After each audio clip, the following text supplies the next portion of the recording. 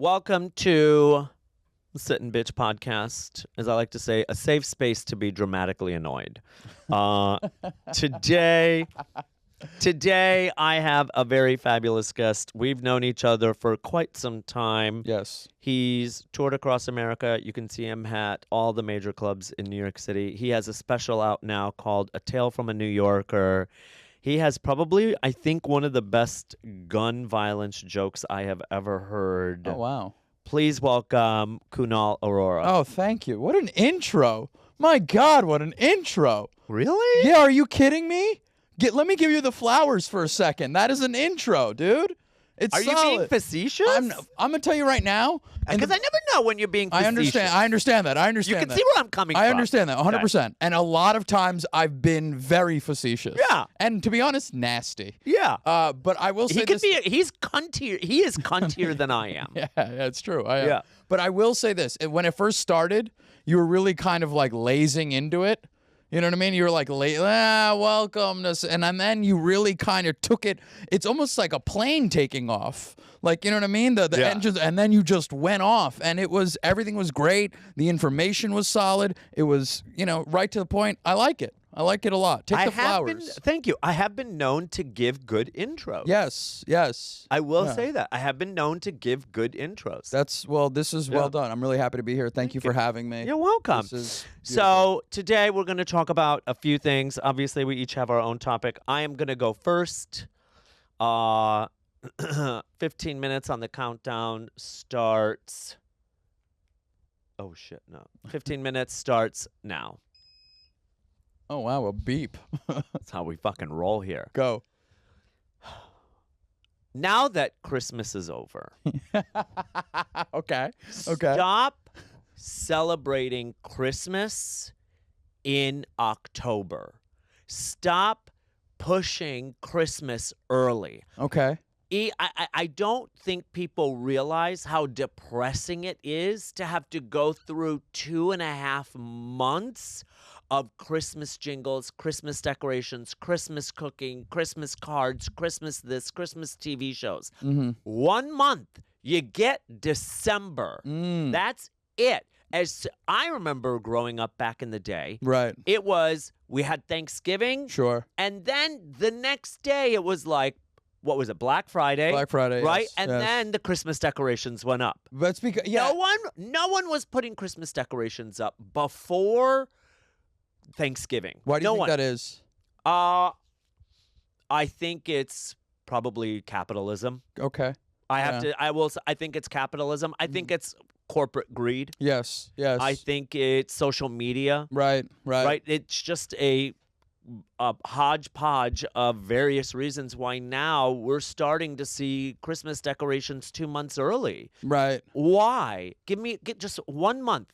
I don't like that Christmas is bumping the other holidays. Yeah. It's bumping Halloween. Yeah. And I don't even care for Halloween. Yeah. I never liked Halloween forever. Yeah. I think Halloween kind of stinks, but I don't think it should be bumped. No. Thanksgiving's getting bumped. Yeah. And Thanksgiving isn't really Thanksgiving anymore. It's just another family meal. Christmas before is Christmas. big timing the other two holidays. It's too much. And I don't like it. I will say this, though. I love Celine Dion. I can hold off on the music. Okay. I'm just How is that related to Christmas? She has Christmas music. Does she? She does. She's got an amazing Christmas album. When did this happen? It's good. I thought you'd know. I thought Why? this was I'm gay? Say it. It's fine. Yeah. I thought that's probably why. I was like, it felt like you would know. It's also Celine Dion. Who doesn't know that she has a Christmas album? I know Celine Dion, but I didn't know she had a Christmas album. She does. It's fantastic. It's really good. But I mean, I don't need to hear it in October. No, I don't need to hear it in. I don't even like Mariah Carey's "All I Want for Christmas." I can listen to it a maximum probably like 5 times. Yes. And then I'm like, all right, we get it. Yeah. Enough is enough. Yeah. We don't need to give this woman more money. Here's the kicker. Yeah. Is that people who celebrate Christmas in July. Okay, well what is this? Who are why? these people? Yeah. For what? Who are these people? For what? Like they do it 6 months. You know what I'm going to do? Yeah. I'm going to start saying we should push for celebrating summer in winter. So wait, why are they celebrating it in July? Because they're psychos. Because I think it's 6 months Yeah. until Christmas. Oh, right. It's So like now, people who do not the, only are you adding 2 months of Christmas to October and November, Yeah. now you're adding another month in July. So Christmas in Christmas now is somehow a 4-month celebration. How How long- the fuck did we get here? How long do you think the decorations should come down after Christmas Day? Now, here's the thing. Yeah. I will say this. May. No, I think a respectable 2 weeks into January is when Christmas decorations should come down. Okay. All right. So they should be down by now. Right. Yeah. By now, people should have taken them down. Right. It's like, hey, it's like, yes, keep them up for that New Year's festivity. Keep it up for like a week. You're probably like, still in vacation mode. But by like the mid-end of January, your decoration should be coming down. I also think if you're going to get a real tree, you got to get the pines out of the apartment building too. You know what I mean? People have the real trees and they drag them out, and the pines are all over the place. Is that a problem at your building? Yeah. A lot of people have they don't clean up after themselves with the trees being. Aren't they supposed to put them in trash bags? Yeah, they should, but they're just littered all over the streets. It's reckless behavior. And I also think, by the way, the more trees you see out of an apartment building, the nicer the building, which means better for robbing. That was a direction switch. Yeah, but I just want you to know, if that's for people, I don't know what kind of clientele you got listening to this podcast. Well, you know what? Yeah. Though? Let me tell you something. I will say this. Yeah. There were no trees in front of my building. So you know what kind of building I live in. Yeah, absolutely. There were no trees. Yeah, there's no doorman. There's no doorman. Yeah, absolutely. Our mailboxes are falling. Sure. It's that whole perception that gays live in these fabulous fucking I thought places. you were living well. My apartment building, the mailbox is falling off of the wall, and Right. management doesn't care. Like the stairs are cracking. There's tiles broken. Some people don't have heat in the building, but that's where I live. I thought you were doing well. No. Okay. No. All right, never mind. I live on a budget. Now I know why you don't want Christmas being celebrated earlier. You got nothing to look forward to. Jesus, Kunal. Yeah, I think This was my rant, not your therapy session. I'm just saying we're both on this couch. Let's just call it what it is. You don't want an early Christmas because there's no real Christmas to celebrate. Shut up. First of all, yes, there is. All right. Well, okay. First of all, but Who the gave thing you is, though, gifts is that this Christmas? I got gifts, bitch. I gave myself gifts. Okay. All right. I give myself gifts. But the thing is, though, is that I think it's the principle. Shut up. It's the principle Yeah. of you're starting holidays so early. So you're saying Black Friday is when it should start? yeah. Yeah, absolutely. Honestly, well, here's the thing. If you're There going to is no- trample over somebody to get your gifts. well, there's no trampling anymore because Yeah. there's no Black Friday. Right. All the sales happen. All the sales now go on what? They go on sale. They Yeah. start coming out 2 weeks before Thanksgiving. They're like Black Friday. I'm like, bitch, everything's on sale since beginning of November. What Black Friday is there? Do you miss the Black Friday shopping? I grew up Yeah. in the 90s and 2000s Where were you living? outside of Chicago. Okay. And I miss the experience of the malls. Right.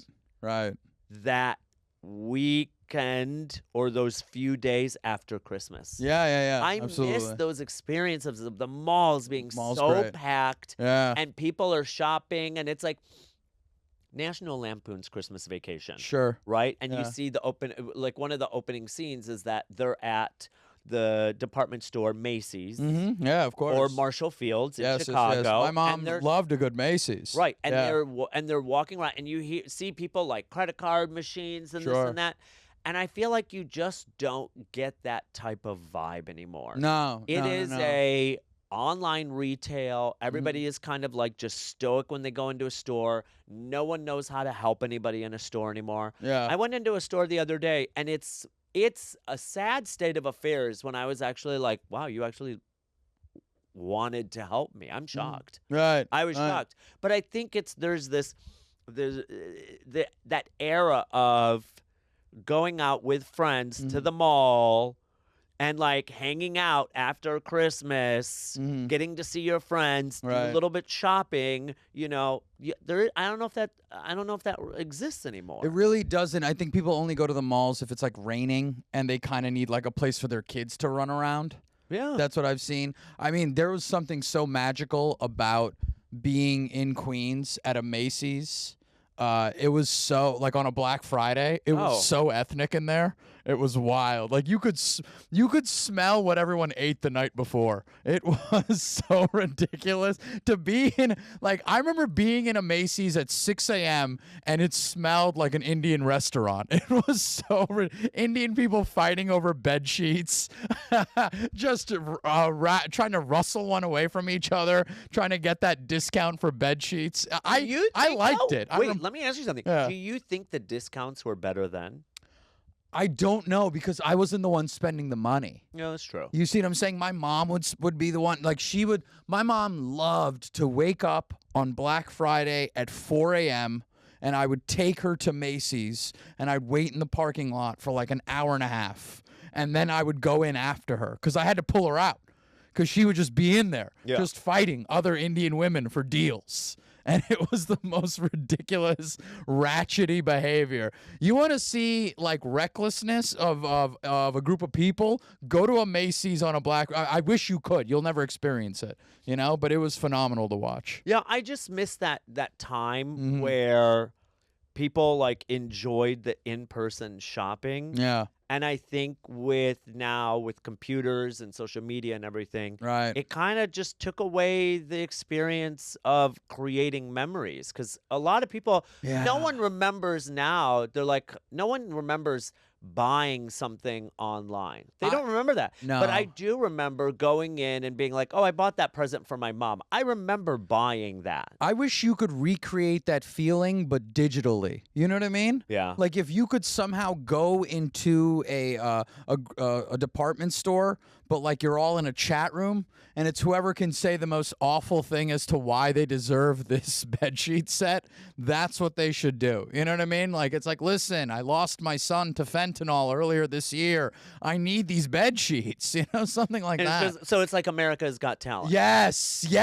Where it's just just one person. Like, it's not about the actual. No. It's all about what. It's happened. the biggest sob story. Yeah. Like, yes, you are. Remember that? Do you remember when America's Got Talent used to be about, like, actual talent? And now it's just like whoever has the worst sob story. Can I tell you when I auditioned for America's Got Talent?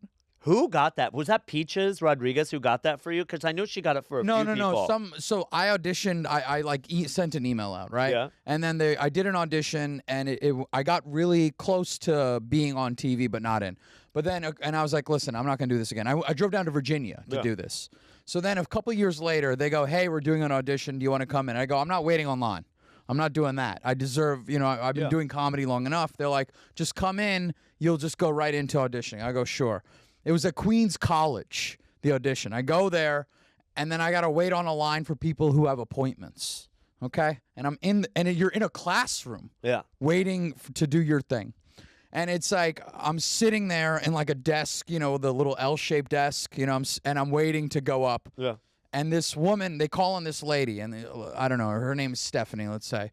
And she stands up, and they go, all right, Stephanie, what's your talent? And Stephanie's like, what do you mean? And they're like, well, what do you got? And she goes, I've got the longest legs in America. And they go, okay. And they're like, that's it. And they're like, what do you do with them? She goes, nothing. I just have long legs. and the producer's like, okay. And she goes, you called me. And the producer goes, everybody get out of the room. They kick everybody out. And then I'm standing by the door near where everyone's been thrown out, and I just start listening in. And the producer's like, listen, Stephanie, we don't know what we're going to do with you yet, but we'll figure it out. And that was it. She was a freak. That's why they called her in. And that's exactly what America's Got Talent is, a collection of freaks and sob stories. Yeah. Yeah. Yeah. And then I went back in, I did my act, and nobody wanted any of that whatsoever. They never want comedy. No, absolutely not. No, 100%. They never want Yeah, comedy. yeah. And then I think, I don't know what the hell they had Stephanie do, kick watermelons. Who knows? Yeah. Who God But I knows. will say that, though. Yeah. I do remember that. I hate to say it, but it is a word. I remember, that bygone era. that bygone era where If you're listening in, you could tell we have gray hair, the both Yeah. of us, by saying the word bygone. Yeah. Yeah. But I miss that era. Yeah, of course. I think it's nostalgic. I think a chat room where you pitch your sob story for discount codes. But how are you going to tell if they're telling the truth? I don't care. Get creative. Show me pictures. I want pictures. You know what I mean? Show Have me AI create the I don't care. pictures. Show me your sister's death certificate. I do not care. I want to know what you got going on. You want this promo code for 17% off of a Nintendo Switch? Let's go. Okay? But the thing is, show me. You know what though? Everything's on sale now. Yeah. Everything's always on sale. There's Black Friday deals all the time. So like you never know, am I actually getting a good deal? But that's kind of like melted into that hole where we don't really have a sense of like a holiday. Mm-hmm. Where it's now just all one clusterfuck of holidays. This is why Christmas doesn't matter, because you can also buy the things you want whenever you want as well, right? Am I crazy for thinking that? No, I think people as an now adult? it's like I think now it's like we're more in. I think people now are more independent of wanting to just get the things that they want versus having to wait for someone to buy it. Yeah. I don't know. This whole topic about Christmas sort of also kind of reflects on the fact that neither of us have children, and that's clear. Yeah. Yeah. Because I wonder if You people know? with children, 30 seconds left. Sure. But I think maybe people with children, they do create that sense of like holiday. Yeah. But I think for the general purpose Mm-hmm. of the complaint, Right. it's too long. Yeah. It's too long. Right. Bring back Halloween, Mhm. Thanksgiving, Christmas. That's it. Each one gets 1 month. Yeah. And then for the people that celebrate Christmas in July, go fuck yourself. Right. I don't know. That's fair. Get out of here. Okay. There we go. I do think that the promo codes for tragedies is a good idea, though. You know what I mean? My dad was an alcoholic. Can I get 10% off nonstick pans? You know, give me something. All right, is it my turn to? All right, hold on. All All right, Kunal, Yeah. you're going to face that camera, Here we go. right? And you are going to pitch what you want to vent about, what you want to bitch about. Okay. And then we'll discuss it in 3, 2, 1. All right. I'm going to say this right now, point blank. We're being conned, okay? All of us are being conned, all right? Let's just stop with this idea that there's this us versus them. It doesn't exist, all right? We're all on the losing end here. We need to realize that. Even people that are millionaires are getting conned, and they don't realize it. Do you realize that? Do you see that? Does it all clear to you? Every time I talk to somebody who's like, oh, they point to a political figure and they go, this person's a criminal. I go, they're all criminals. They're all trying to get you in some which way. We're all being grifted. Does that make sense? We're all being, I hear you. Yes. Yeah. I think we're all being sold Yes. an ideology Yeah. of beliefs Right. That aren't don't real. necessarily that aren't real. Yeah. And I hear where you're coming from because Mm-hmm. it's like each side, it doesn't matter. Each side is trying to sell you the vision of a life that they think you should have and that you should want. Right. Right? Yes. And so each side is like, I think this, I think this. Now, the issue is that both sides, and I'm a staunch Democrat, I am a liberal, both sides are just exhausting. Yes. Where is the side that says, let's just enjoy life, where it's like, But that's never going to take hold. No, it's not. Because the side that's, those people that are saying, hey, we should live life, we should enjoy ourselves, all those things, the reason that doesn't catch fire. And we're in a society right now Where everything catches fire. where it has to catch fire or it doesn't exist. Well, then let me ask you something about the recent election of Mayor Mamdani. Ah. What are your thoughts about that vision?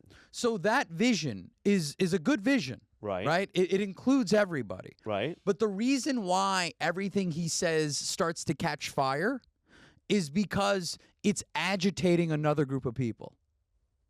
You see what I'm saying? It's a very interesting take. Yeah, I'm not going to lie. That's a very interesting take. Like, there's always a group of people who are like, oh, we're gonna get taxed. How's this gonna exist? This is, he's lying to you. But here's the thing, though. Yeah. Don't you think that is a continuous loop of ideology that the other side pushes on the other side? That's what I'm saying? Yeah, it's the continuous loop of Republicans thinking that Democrats just want free things for everybody, free this, free that, Right. tax the rich, tax this. Yeah. It's never a different type of ideology. It's always the exact same. So it's like when you look at Republicans, right, and they're just like, oh man, it's pull yourself up by your bootstraps. It's all these ideas like less involvement in government. You're being sold a bill of goods. And it's not like somebody like me who sits on the left is thinking that my side is the better side.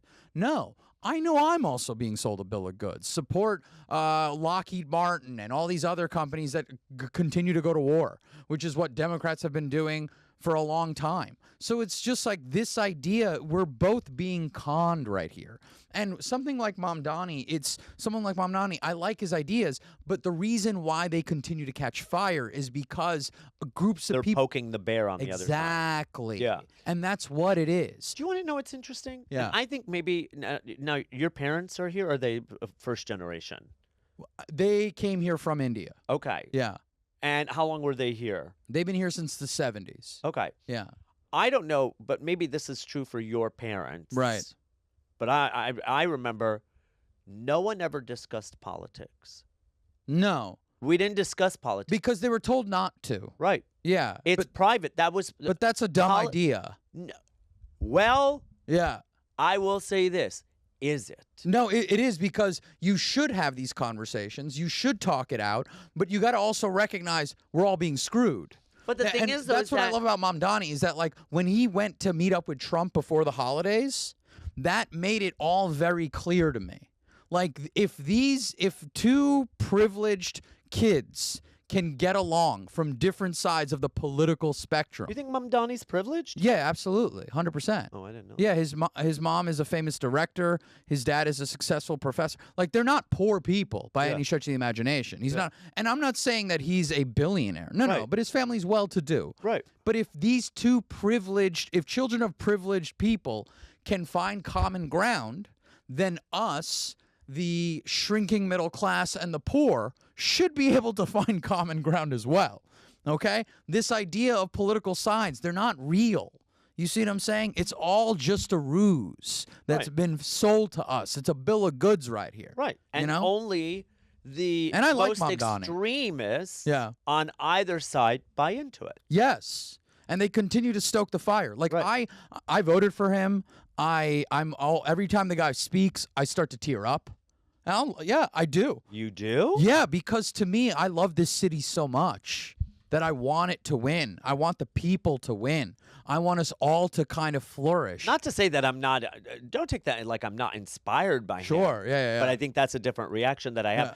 I usually come at this cautiously optimistic. Which I'm woo-wooly optimistic. But I think I'm excessively optimistic. I think ever since Trump won the first time, I'm very I don't dive into it as much anymore because I'm just like, you know what, yeah. We've all put our heads in the sand to a degree, right? But for our own safekeeping, especially people of color. Right. You know what I mean? There are people who have stuck their heads in the sand because, like, man, I don't want to deal with this. Yeah. And then there are people who are like, I can't stick my head in the sand. I have to deal with this. Right. And you know, I mean, it's difficult in both ways. Well, I think it's one of those. I think it's one of those where you. Were you raised Muslim, by the way? No, I was raised Lutheran. Okay. Right. Yeah, I was raised under Hinduism, and we were taught to hate Muslims. So Zoran running was a huge no-no. Really? Yeah. Hindus are so anti-Muslim, especially the ones that came here from the 70s and 80s. That's so interesting. Because they were raised that way, and they came here with that baggage to be anti-Muslim. Is that everlasting conflict between Pakistan and India? Yeah, 100%. That's where it all stems from. It's disgusting behavior. Yeah. I've got family that were like, I don't know about Zoran. I go, you're a bigot. That's what it is. You don't want to admit that, like, you have these, and they dislike Muslims immensely, and I never fell into that because I can't tell them apart. You know what I mean? Yeah. Like, if you bring someone Muslim in my home, I'm not going to be like, oh, like I would never be that way. Was it Muhammad, Hussein? Yeah, like I never get. So to me, this idea of Muslims and Hindus, they look the same to me. So I would, but Hindus have been raised to have that kind of. It's like Puerto Ricans and Dominicans. Yeah, it's like Drake and Kendrick fans. They all look the same. I would get so much blowback. Yeah, but this is the truth, though, right? Yeah. Like Drake and Kendrick fans are very, they look the same mostly. Here's what I'm noticing, but though. they have Here's what different I'm beliefs. noticing from the left, though. Yeah. Is that, and I think this happens on both sides of the political spectrum. Sure. Is that you have the people who are like, as a Democrat, I'm more moderate, and then there's Democrats that are more leftist, right? Sure. And then you have Republicans who are like, I'm more moderate, and then there are Republicans who are more like fanatical, Conservative. right? Conservative. Yeah. And I think the biggest common ground and the biggest group of people that are overlooked are the moderates. Yeah, because none of it catches fire. Right. There's no practical behavior. It doesn't antagonize. But do you think that moderism, is that a word? Let's just say being a moderate. Do you think being a moderate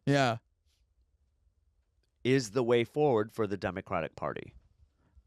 I don't know. I really don't know. I don't know. I think that when you look at how Europe is run, and it's like there's so much more socialist than what's being proposed right now. So to me, I don't know if should you go further left only to end up a little more in the center. This is the point, though. The point that you're trying to make is, which I think is valid, is that everyone comes in here cautionary. Right. Yeah, and I think that this level of caution doesn't mean you should throw the baby out with the bathwater. Going back to that the topic of discussing politics. Yes, I agree that we should be able to discuss politics openly. Sure. How do you discuss politics to people who don't know how to discuss politics? That's the problem, right? How do you discuss it? Because you and I can have a very civil conversation. Absolutely. And let me tell you something. Yeah. I've had civil conversations with a few Republicans. 100%. Right? Some of my closest friends are Republican. And here's the thing. Yeah. I think we've strayed away from being able to agree to disagree. Yeah. And that's the problem, is that now either side have people on it where they're like, no, you can't disagree. Yeah. No, you're not allowed to disagree. It's my way or the only way. Yeah, but that's the thing, is like you have to look at the rest of politics. They do it. Yeah. They do it all the time. Yeah. So it's like when I went to my girlfriend's family's place for Thanksgiving. You got 1 minute left. That's totally fine. You got it. I got it. Let's all right. I went to my girlfriend's family's place for Thanksgiving. And this is like a week ago, Mom Donnie and Trump had this meeting. Yeah. And let me tell you, the conversations, stellar, beautiful. Everyone was getting along real well. Because every time they started to lean towards their side, I go, hey, baby, we're on the same side. Okay? If Trump and Mom Donnie can take photo ops together, you don't think we could sit over mac and cheese and have a conversation? I mean, you're not wrong. I'm not wrong. That right? was kind of wild when they took that picture That's together. what I mean. If they can do it, it's possible for the rest of us. Your uncle who buries guns in the backyard, you can get along with him, okay? You have to understand something. The blue hair that you have matches the Confederate flag on their trucker hat. It all works together. Does it? It does. It really does. You have to understand that if you've been convinced that you can't make it work, but you can make it work. It's just that you've been fed all these lies. All right. That has been sitting bitch, Kunal, Yeah. thank you so much for coming on the podcast. Thank you for having Make me. sure you check out his special out now, Tales from a New Yorker. Appreciate Right? it. Where can people see you, find you? It's on YouTube. I also, if you want to find me, I have a website. It's a very what's the website called? Number1comedian.com. I own it, baby. Do you really? Oh yeah. And if you're slightly racist, number1indiancomedian.com. You can also go to that one. I fucking love you so much. Thank you for coming on the podcast.